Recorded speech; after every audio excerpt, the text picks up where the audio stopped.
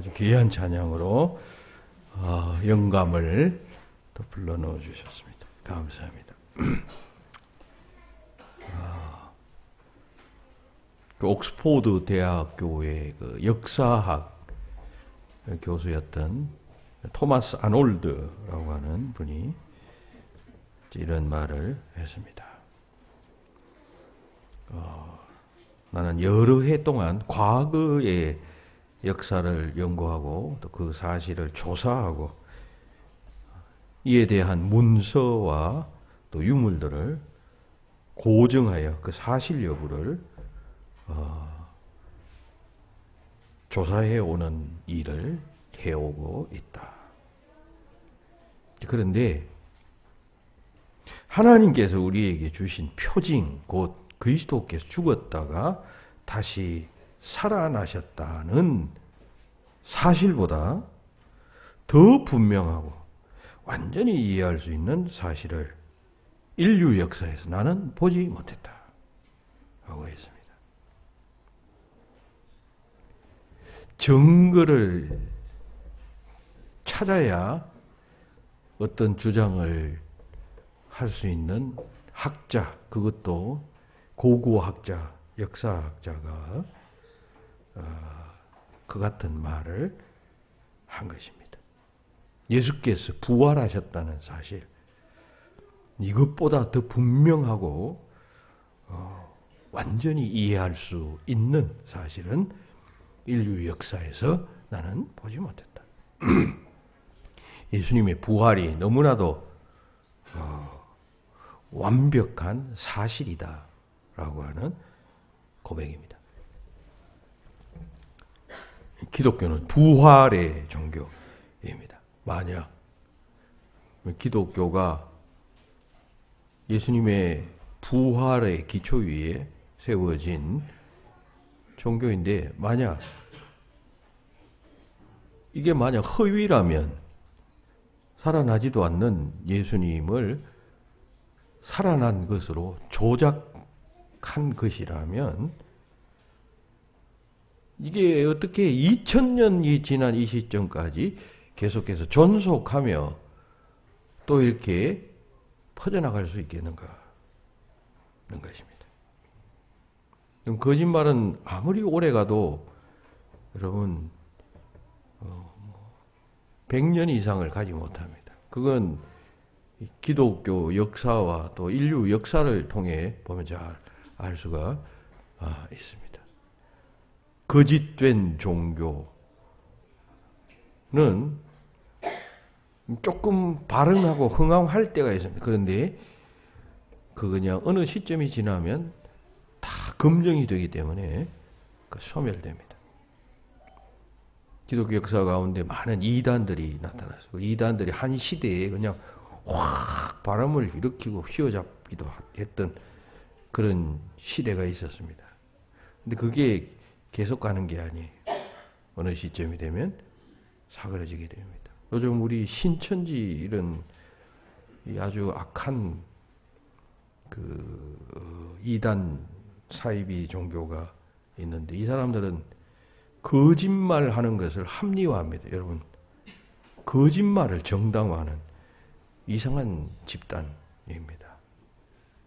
막 속입니다. 교인을 속여서 자기가 신천지 아니라고 이렇게 속이면서 접근을 해서 교인들을 현혹합니다.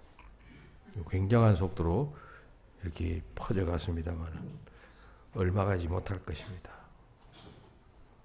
이 기독교는 2000년 동안 퍼져갔다는 사실은 그만큼 예수 그리스도의 부활 위에 세워진 기독교가 분명하고 확실하며 거짓 없다라고 하는 사실을 말하는 것입니다. 파스칼은 말합니다. 만약 그리스도의 제자들이 서로 의논해서 예수의 부활을 거짓으로 만들어냈다라고 가정해보죠. 그중 한 사람이라도 본심으로 돌아갔다면 예수의 부활은 전부 붕괴되어지고 말하실 것이다. 그러나 저들은 순교하면서까지 예수의 부활을 입증했다. 그리고 계속해서 말합니다. 만약 어떤 이가 예수의 부활을 믿지 않는다면 우리는 그런 사람과는 말할 필요조차 없다 했습니다. 예수의 부활을 믿지 않는 사람과는 대화를 할 필요가 없다. 그런 이야기인데 여러분 그렇게 하십시오. 예수 안 믿는 사람과는 여러분 대화를 할 필요가 없어요. 통하지 않으니까요.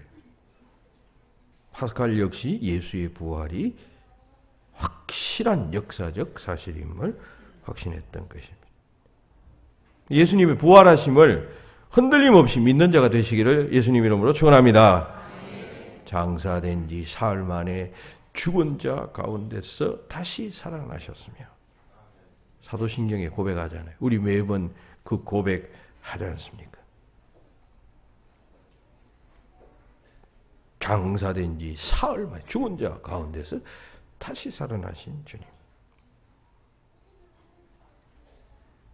그 주님을 믿을 수 있기를 바랍니다. 예수님의 부활이 그럼 무슨 의미가 있느냐, 여러분? 예수님의 부활은 무슨 의미가 있길래 이렇게 난리냐? 두 가지 의미가 있다고 생각합니다. 하나는 이 십자가의 그 놀라운 담보와 구속 사역을 보정한다라고 하는 의미가 있어요. 예수님의 죽으심이 모든 사람들을 대속하는 죽음이 어떻게 될 수가 있느냐? 말은 그렇게 해도 어떻게 그게 가능하냐? 한두 사람, 그 시대에 몇몇 사람을 위해서 죽었다. 뭐 그건 이해가 되지만 어떻게 시대를 초월해서 모든 인간들, 누구든지 믿는 사람들의 죄를 대속할 수 있는 능력이 있단 말인가 할 때 이 기적적인 부활의 사건이 그 사실을 보정하고 입증해 준다는 것입니다. 죽은 자가 살아나는 기적보다 더 놀라운 기적이 어디 있겠습니까? 그와 마찬가지로 십자가도 모든 사람에게 대속의 능력이 있는 죽음이 된다. 그러므로 그 사실을 믿는 자는 구원받는다. 그런 이야기죠. 그거 하나 하고 또 다른 하나는 이것이 장차 우리도 부활할 것에 대한 첫 사건이었다. 예수의 부활은 첫 열매가 돼. 우리도 장차 이제 죽게 되면 무덤에 들어가고 뭐 몸은 썩고 하겠지만은 이제 성경에 가르친 마지막 날이 되면 그리스도께 재림하실 때 다 죽은 자들이 살아나고 하게 된다라고 말하잖아요. 그러면 그걸 우리가 어떻게 믿을 수가 있나? 너무 황당한 이야기인데 예수 그리스도가 잠자는 자들의 첫 열매가 되어 주셨으므로 믿을 수 있다. 그런 이야기입니다. 그래서 고린도전서 10장 20절에서 말이죠. 그러나 이제 그리스도께서 죽은 자 가운데서 다시 살아 잠자는 자들의 첫 열매가 되셨도다. 22절에서는 아담 안에서 모든 사람이 죽은 것 같이 그리스도 안에서 모든 사람이 삶을 얻으리라 했습니다. 예수의 부활은 그런 중요한 의미가 있는 것입니다.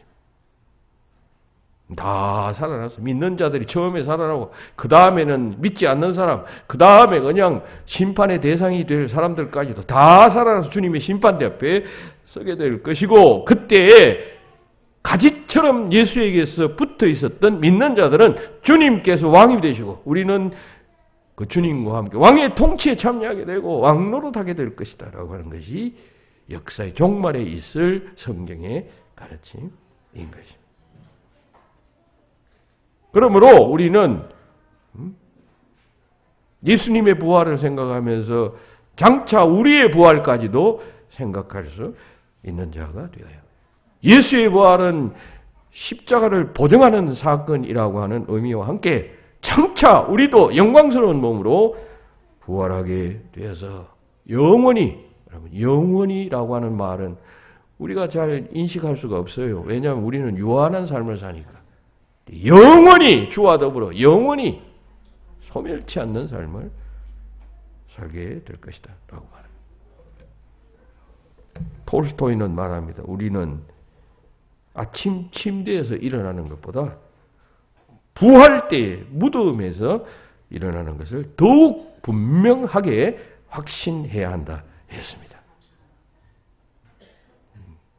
그거 확신하시고 매번 사도신경 고백하시면서 또박또박 마음속에 새기시고 예수께서 부활하셨다는 사실을 고백하시는 역사가 있게 되기를 예수님의 이름으로 축원합니다. 자, 오늘 우리가 읽었던 이 본문은 예수의 부활을 확신하지 못했던 사람들에 관한 이야기입니다. 예수님께서 부활하셨어요. 그런데 그 소식을 들었습니다. 그럼에도 불구하고 확신하지 못하고 의심하던 중에 직접 부활하신 예수님을 만나게 됩니다. 그리고 달라지게 된다라고 하는 것이 오늘 읽은 본문과 그 사이에 있는 말씀의 내용입니다. 자, 우리는 이 기사를 대하면서 다음과 같은 점을 생각하게 됩니다. 예수 그리스도의 부활을 확신하지 못하는 자의 삶은 어떠한 것인가 라는 것과 예수 그리스도의 부활을 믿고 만나고 확신한 자의 삶은 어떠한 것인가? 무엇이 달라지는가? 어떻게 달라지는가? 이런 문제를 생각해 보게 된다는 것입니다. 이 엠마오상의 두 제자는 지금 예루살렘에서 엠마오로 지금 가고 있었어요. 갈 때는 예수의 부활을 의심했습니다. 그리고 십자가의 의미도 확신하지 못했습니다. 그래서 좌절하고 실망하고 우리의 스승이 그냥 십자가에 달려 돌아가시고 우리는 쫓기는 신세가 되고 하니까 그냥 이제 다 끝내버리고 고향으로 돌아가자 갔던 것이. 그 가는 도중에서 부활하신 예수님을 만나게 되죠. 대화하게 되죠. 그리고 확신하게 됩니다. 그리고 다시 예루살렘으로 돌아오게 됩니다. 엠마오로 가는 길은 그들의 의심과 불안의 노정이었다며 다시 그 가던 길에서 예루살렘으로 돌아오던 길은 그야말로 확신에 찬 비장한 각오의 노정이었다라고 할 수가 있겠습니다. 그러면 이 노정에서 달라진 노정에서 그들은 무엇이 어떻게 달라졌는가? 이것이 오늘 여러분들과 함께 2019년 부활절에 함께 살펴보고자 하는 바인 것입니다. 이 말씀을 상고할 때 성령 하나님께서 여러분들에게 은혜를 주시기를 예수님의 이름으로 축원합니다. 자, 먼저 엠마오로 가는 제자들의 그 노정을 한번 생각해 보십시다. 여기서 두 제자가 엠마오로 향해 갔다라고 말합니다. 여기서 두 제자라는 것은 12제자 중에 두 제자를 의미하는 것이 아니라 넓은 의미의 제자들입니다. 예수님은 12제자뿐만 아니라 70인 제자도 있고 여러 제자들이 있었죠. 이제 그런 제자 중에 두 사람. 한 사람의 이름은 글로바라고 이름이 알려졌어요. 그런데 또 다른 한 사람의 이름은 알려지지 않았습니다. 엠마오에서 예루살렘까지의 거리는 약 1km 떨어진 마을이에요. 그러니까 걸어서 한 3시간 정도 소요되는 비교적 가까운 거리. 1km가 아니라 10km 정도. 1km가 아니라 10에서 한 20km 정도. 그 정도 떨어진 것으로 알려져 있습니다. 그러니까 멀지가 않아요. 그곳을 향해서 두 사람이 걸어가고 있었습니다. 날이 저물었습니다. 아마 짐작컨대 엠마오는 이 두 사람의 고향이었던 것 같습니다. 십자가에서 예수님께서 처형당하신 후에 적지 않게 실망했습니다. 그리고 모든 것을 다 포기해버리고 이제 다시 고향으로 돌아가서 농사를 짓든지 어부 일을 하든지 평소에 하던 그 일을 다시 하려고 돌아갔던 것 아닌가라고 늘 추정을 합니다. 물론 그때 11제자는 예루살렘에 머물러 있었죠. 그리고 가는 도중에 예루살렘에서 벌어진 일들에 대해서 서로 이야기를 나눕니다. 이들이 걸어가고 있었던 그 날은 안식일 후 첫날 막달라 마리아를 비롯한 여인들이 예수님의 무덤을 찾아가서 빈 무덤임을 확인하게 되죠. 바로 그날 저녁이었습니다. 그날 새벽에 그런 일이 벌어졌고 이 엠마오상의 두 제자가 걸어가던 시간은 바로 그날 저녁 황혼쯤이었습니다. 그 밤에 그 저녁에 엠마오를 향하고 있었는데 아마 이 두 제자는 그 여인들이 예수님의 무덤을 찾아가서 빈 무덤이었다라고 하는 사실을 아마 전해 들었던 것 같습니다. 예수께서 사라졌다라고 하는 소식을 전해 들었던 것 같습니다. 그리고 그 후에 두 제자, 즉 베드로와 요한이 이 막달라 마리아의 이야기를 듣고는 급히 그곳을 향해 달려가잖아요.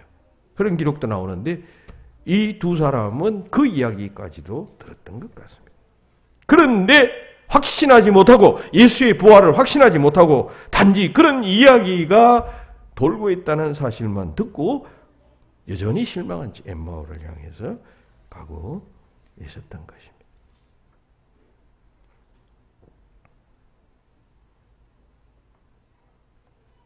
이 처음에 일어났던 사건들은 다 아시죠, 여러분?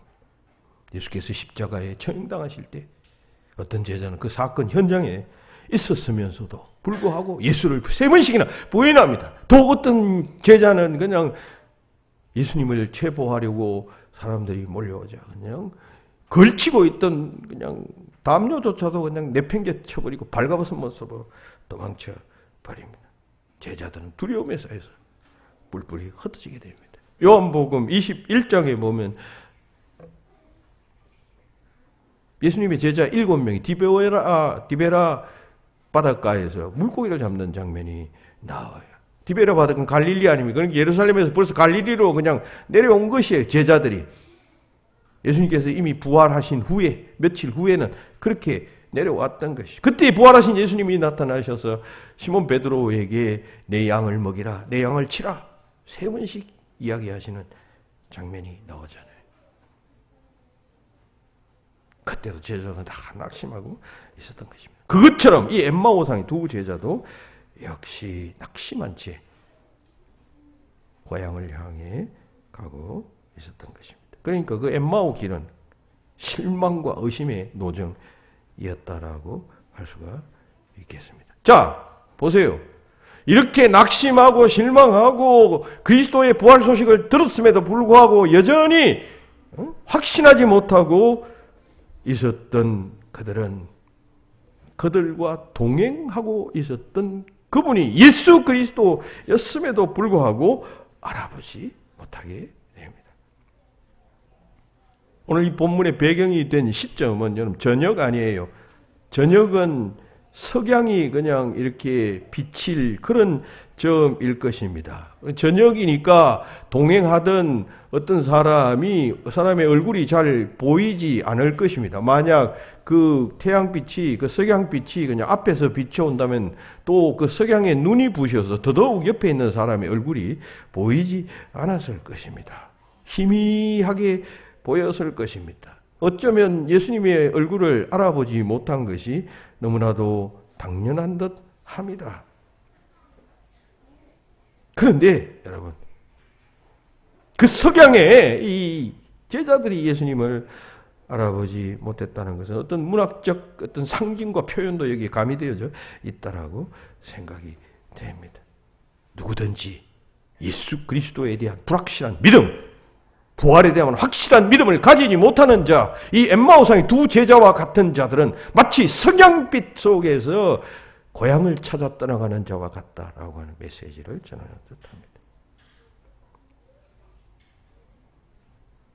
그런 사람은 여러분 같이 바로 옆에서 부활하신 예수 그리스도가 함께 동행을 해도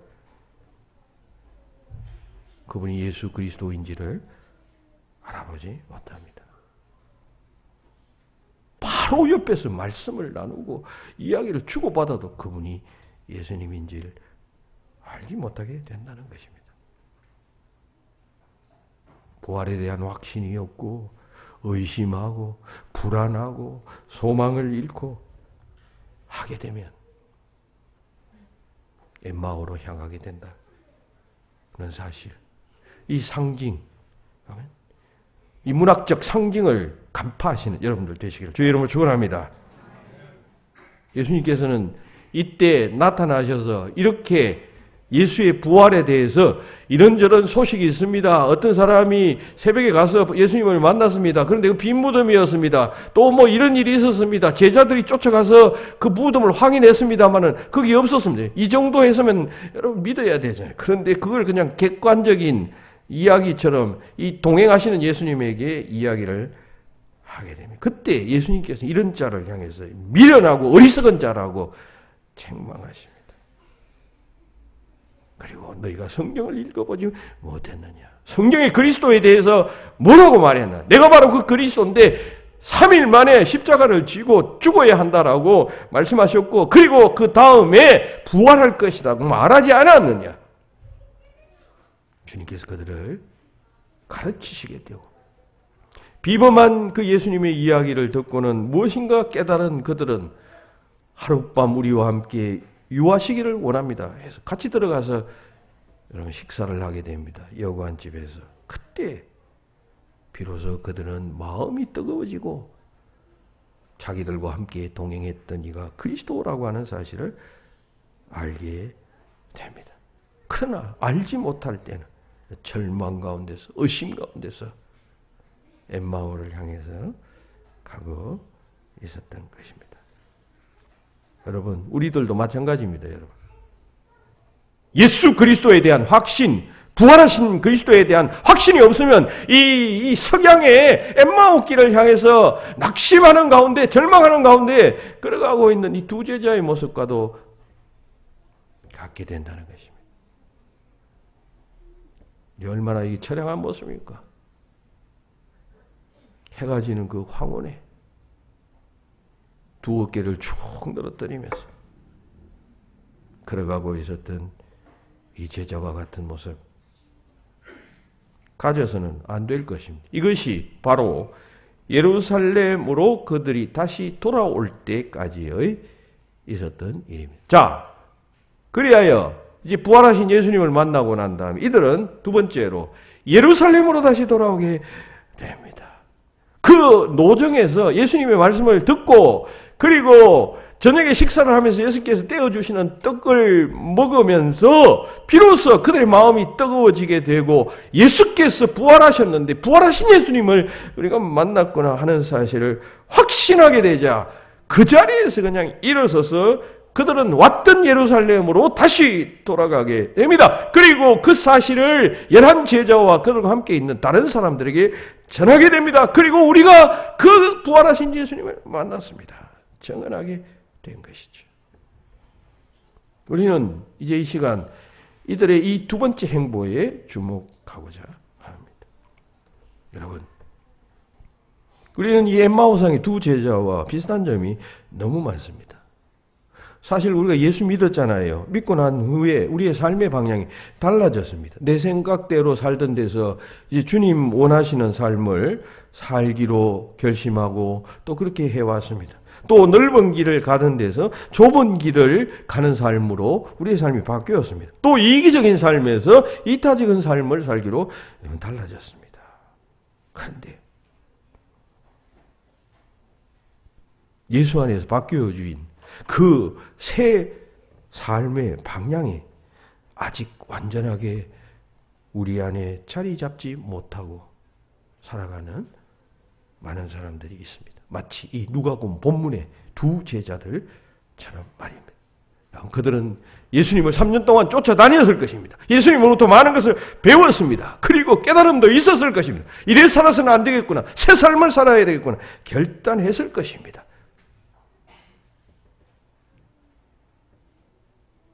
그런데 삶의 충격적인 사건을 경험하게 되자 그들의 기대는 무너졌습니다. 그들의 위치와 또 위험은 점점 더 커져가게 되었습니다. 그래서 그들은 그냥 그 예루살렘을 이탈하여 그냥 편한 한 개인의 삶으로 돌아가고자 했던 것입니다. 그들처럼 오늘 우리들도 여전히 예수와 함께 예수님 때문에 새 삶을 살게 되고 새로운 길을 걸어갔지만은 그러나 우리 삶에 어떤 문제가 생기고 또 어떤 그냥 위기가 닥쳐오고 하게 되면은 이 엠마오상의 두 제자들처럼 엠마오로 향하는 길을 걸어갈 수 있게 된다는 것입니다. 예수에 대하여 알아요. 배웠어요. 이래야 한다. 저래야 한다. 이런 상황에서 저래야 한다. 신자의 삶은 이래야 한다. 다 알았어요. 그런데 때로 우리가 만나는 중요한 삶의 문제 상황 가운데서 엠마오로 가리라. 거기가 그냥 편안하고 거기가 그냥 아무도 없고 거기 가면 아무 스트레스도 받지 않고 그저 그리로 도피하리라 라고 가게 된다는 것입니다. 그랬던 그들이 그 도상에서 예수 그리스도를 만남으로 말미암아 아니다. 우리가 그해야 할 곳은 엠마오가 아니라 그 십자가의 현장이고 부활의 현장이다. 주께서 우리에게 분부하시고 명령하신 일이 있지 않는가? 우리는 그곳에 가서 그리스도의 십자가와 또한 부활하심을 전파하고 증거해야 하노라. 여기 머물러 있을 시간이 없도다 하면서 그들은 돌이켰던 것 아니면 그것처럼 우리의 삶도 부활하신 예수님을 만나게 될 때 그같이 변화되게 되어지는 것입니다. 이 노정에서 부활하신 예수님을 이들이 만났잖아요. 그리고 예수님으로부터 말씀을 듣잖아요. 그 십자가의 의미가 무엇이고 부활이라는 의미가 성경 속에 기록되어져 있지 않더냐 하면서 예수님께서 이들을 가르치게 됩니다.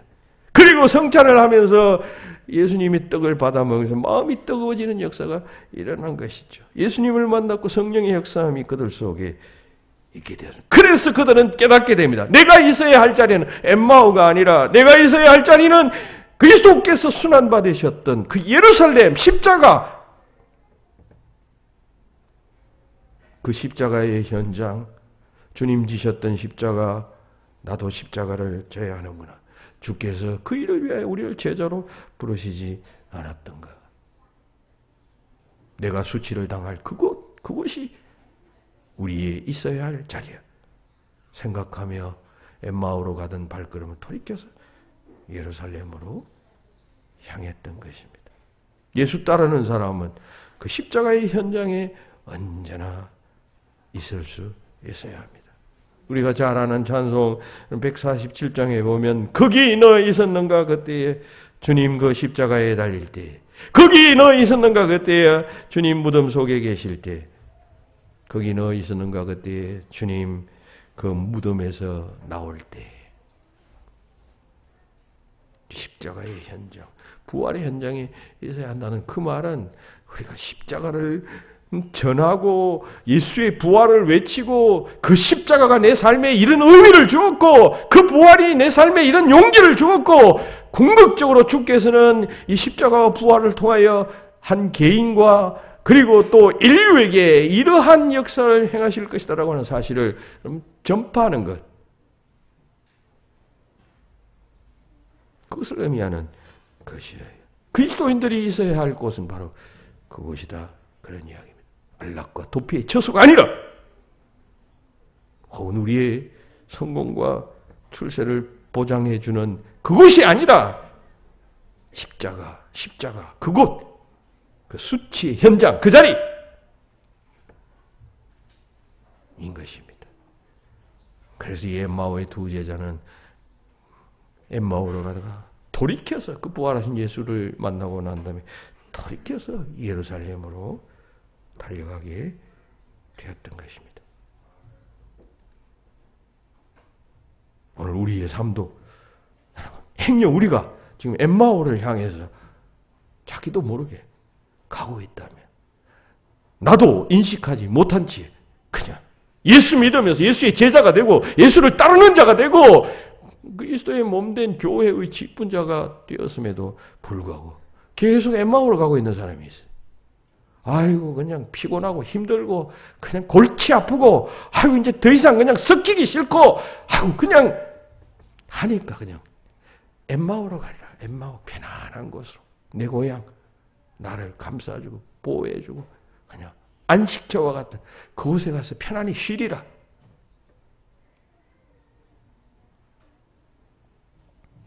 그런데 그런 자가 가야 할 곳은 엠마오가 아니라 예루살렘 이라는 사실을 잊어서는 아니 됩니다. 내가 있어야 할 그 자리는 십자가의 현장이고 부활의 현장인 것입니다. 2019년 부활절에는 주께서 그같이 말씀하십니다. 네가 있어야 할 곳은 예루살렘 그 십자가의 현장 그곳이다. 그 부활의 현장 그것이다 라고 말합니다. 비록 거기에는 위험이 있고 거기에는 그냥 공격이 있고 거기에는 수치가 있고 하지만 주께서 우리를 그곳으로 부르신다는 사실 기억해야 합니다. 히브리서 13장 13절에 보면 이렇게 말합니다. 그런즉 우리도 그의 치욕을 짊어지고 영문 밖으로 그에게 나가자.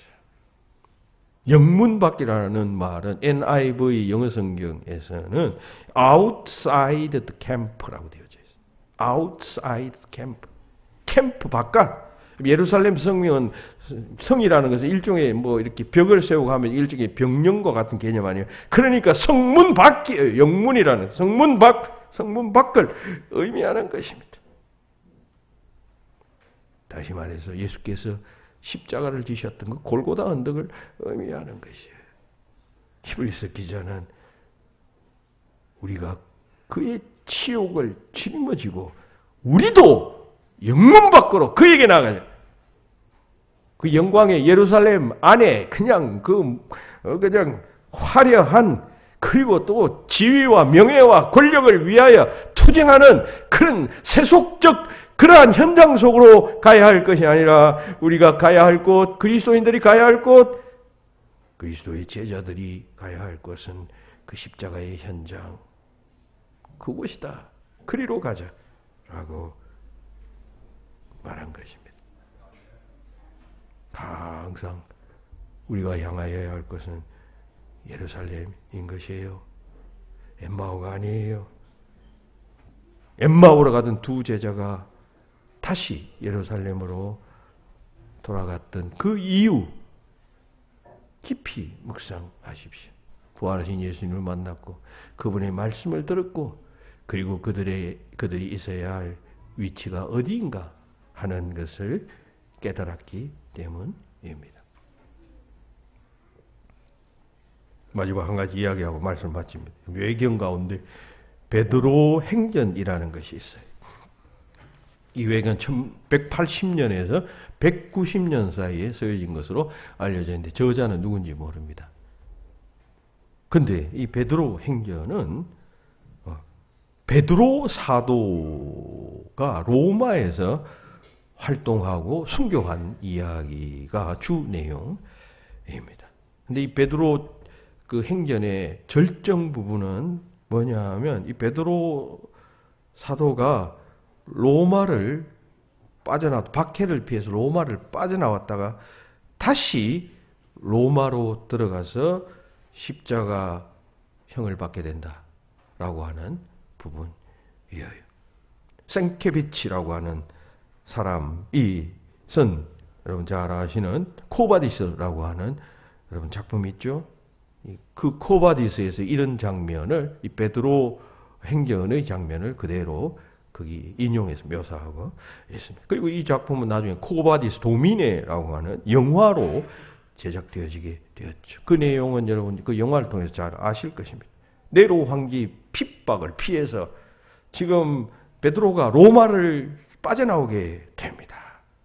그리고 지중해 쪽으로 걸어가고 있는데 갑자기 거기서 반대쪽에서 그 로마를 향해 끌어 들어오는 예수님의 모습을 환상으로 보게 됩니다. 십자가를 지고 로마로 끌어오신 예수님의 모습을 보게 됩니다.